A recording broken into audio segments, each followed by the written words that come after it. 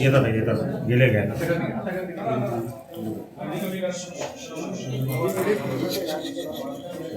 बाजूला समोर तू बाजूला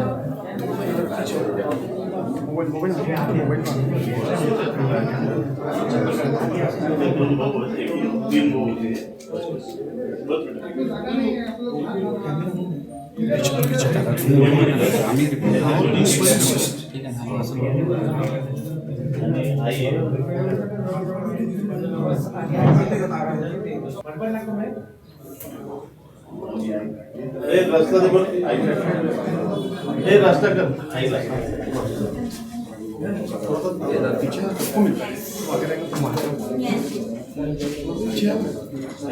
यांना बाजूला करा ना माणूस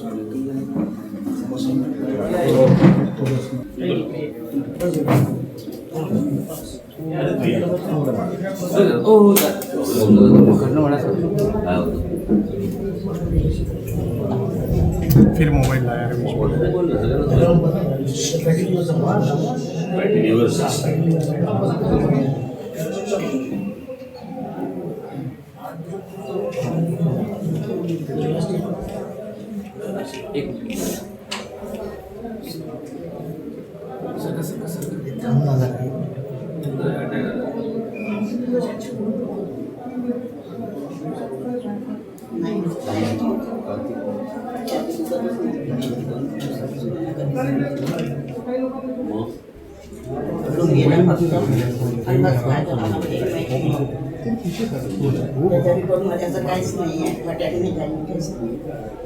कॅमेरा जास्त पुढे नका पीएम रिपोर्ट आहे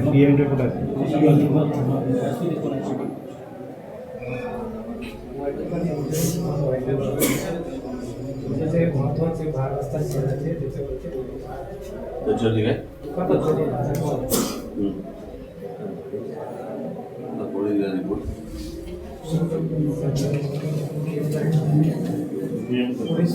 हॉस्पिटलला ऍडमिट केलं होतं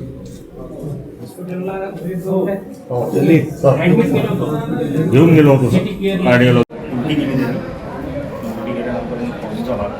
सकाळी काय करायचं सारखं वाटतं स्वतः मेडिकलचा स्टुडंट होता आणि मी परभणीला गेलो होतो म्हणजे तिथे असा त्रास झाला त्यानंतर आम्ही दवाखान्यात गेलो दवाखान्यात एकदम असंच खेळ झाला तिथे आतमध्ये आल्यानंतर ECG काढला डॉक्टरांनी सांगितलं ECG काय बोलतं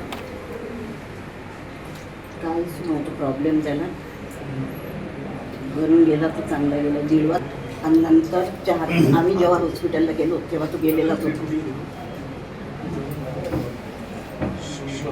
फक्त माझी आई आहे का म्हणून असा कळकट विनंती आहे की त्यांना न्याय मिळावा आई कसं आहे तुम्हाला सांग डॉक्टर रिपोर्ट प्रमाणे जर समजा त्याला अटॅक आला असेल मग रिपोर्टमध्येच दिलेलं आहे स्वतः मेडिकलचा स्टुडंट होता आणि मग मी परभणीला गेलो होतो म्हणजे तिथे असा त्रास झाला होता त्यानंतर आम्ही दवाखान्यात घेऊन गेलो दवाखान्यात एकदम असंच खेळ झाला तिथे आतमध्ये आल्यानंतर ECG काढल्यावर डॉक्टरांनी सांगितलं की सिव्हिअर अटॅक आहे आणि मीनवाईल आम्ही डॉक्टरांच्या कॅबिनमध्ये बोलत असताना तो ECGच्या टेबलवरनं खाली पडला पहिला काय म्हणतात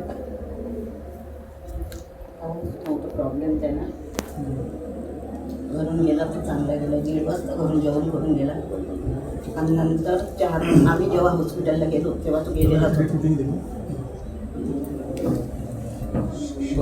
फक्त माझी आई आहे का म्हणून असा कळकट विनंती आहे की त्यांना न्याय मिळावा आई कसं आहे तुम्हाला सांगतो डॉक्टर रिपोर्ट प्रमाणे जर समजा त्याला अटॅक आला असेल मग रिपोर्टमध्येच दिलेलं आहे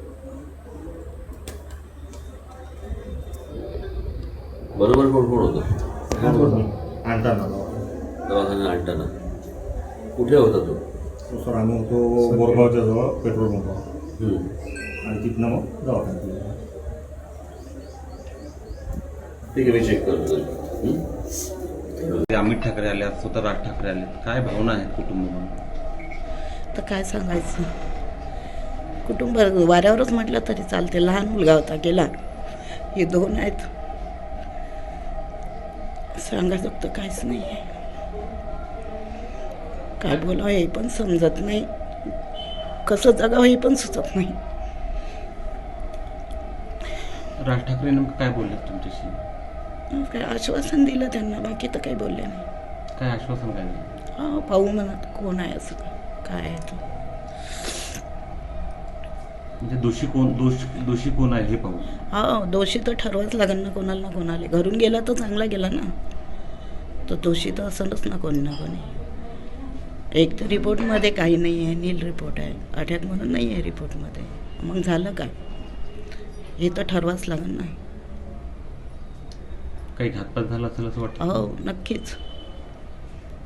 जर अटॅक नाही आहे तर घातपातच आहे ना काही ना काही. घरून 1:30 वाजता गेला, 5 वाजता फोन येते आम्हाला की तुमचा मुलगा दवाखान्यात ॲडमिट आहे. आम्ही गेल्यानंतर तो गेलेलाच होता. तो म्हणजे 3 घंट्यात तो कडक झाला असं म्हटलं चालते. मग कधी गेला काय गेला हे आम्हाला काय माहिती आहे. संशय कोणावर? संशय तर असं कोणावरच नाही. आता सर्वच कार्यकर्ते होते, संशय कोणावर घेतात? संशय नाही आहे आमचा कोणावर. पण आता हे कार्य मनसेवाल्यांना शोधून काढावं असं आमचं म्हणणं आहे. राज ठाकरेंशी नेमकं बोलताना कोणत्या काय काय विचारलं त्यांनी, काय बोलले तुमच्याशी? राज ठाकरेंनी एवढं विचारलं तुमचं मत काय. मी सांगितलं जे आता बोलली हेच की अटॅक म्हणून तर आम्हाला वाटतही नाही आहे आणि रिपोर्टमध्ये नाही आहे. मग घातपातच आहे ना. तर त्या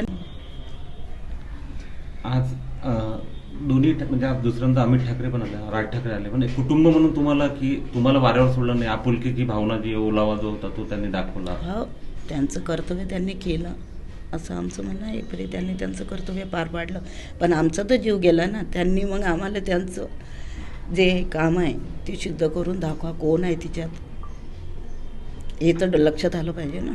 काही नाराजी आहे कोणावर? नाही नाराजी म्हणजे तो सांगतच नव्हता, घरून गेला तर काही तर नाराजी कशावर घेता. पक्षाप्रती वगैरे पक्षाच्या नेत्यावर? नाही असं काहीच नव्हतं. तो घरून निघून जात होता, सांगत नव्हता. पण त्या दिवशी गेला तर तसा वापसच आला नाही. आणि बरं तो म्हणते कोणी सांगते त्याला अटॅक आला, त्याची छाती दुखत होती, असा काहीच प्रॉब्लेम नव्हता. त्याला छाती दुखत नव्हती. अटॅक असता तर रिपोर्टमध्ये आला असता ना. मग त्याच्या रिपोर्टमध्ये अटॅक नाही आहे, मग काय असणार आहे. तो कोणाच्या धाकामुळे गेला असं वाटतं? धाक तर नव्हताच ना, काहून तर लहानपणापासून तो इतका बळकट होता, त्याला भीती म्हणजे कोणाच गोष्टीची वाटत नव्हती. धाक काय सांगा आता त्याच्यासोबत घडलं काय हे आम्हालाच माहीत नाही, तर आम्ही काय सांगावं तुम्हाला. एबीपी माझा, उघडा डोळे बघा नीट.